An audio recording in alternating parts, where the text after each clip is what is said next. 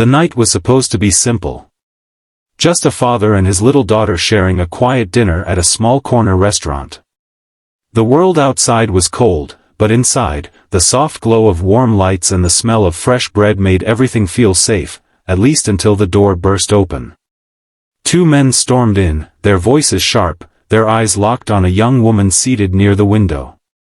She froze, clutching her bag tightly as they closed in on her. Other diners looked away, afraid to get involved. But not him. The single dad pushed his chair back slowly, his daughter's small hand gripping his sleeve. "Daddy, can we help her?" she whispered, her voice trembling but brave. He knew the risk. He wasn't a cop, wasn't a soldier, just a father doing his best to raise his little girl. But at that moment, he couldn't sit still. "Stay here, sweetheart," he said softly, standing between the men and the woman. The attackers snarled, shoving him back, but he held his ground.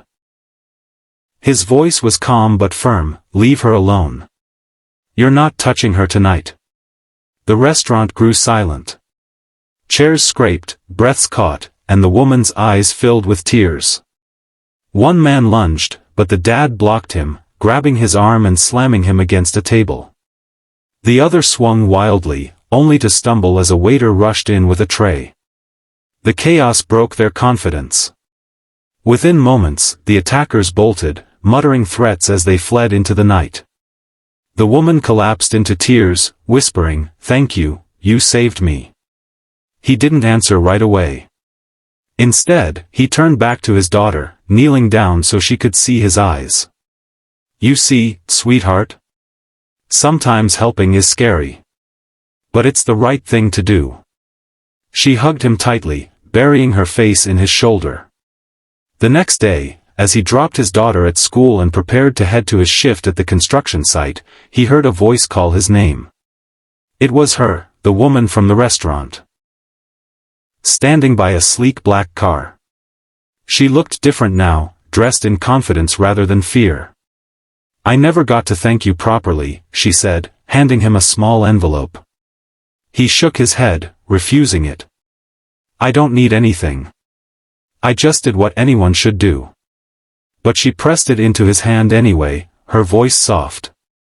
"Not everyone would have. You didn't just protect me, you showed your daughter what real courage looks like. That's worth more than you realize." As he opened the envelope, he froze.